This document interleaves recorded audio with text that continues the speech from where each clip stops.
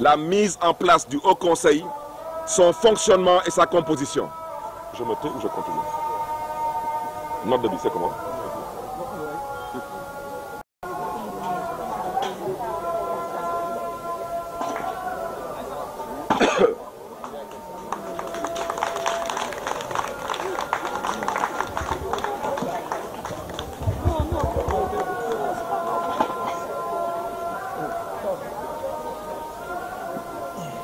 Ça s'est bien passé.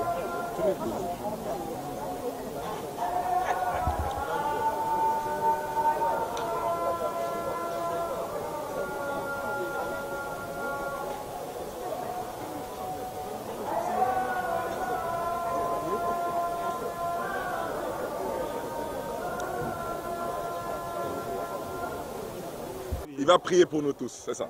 Voilà. Donc je terminerai donc en français.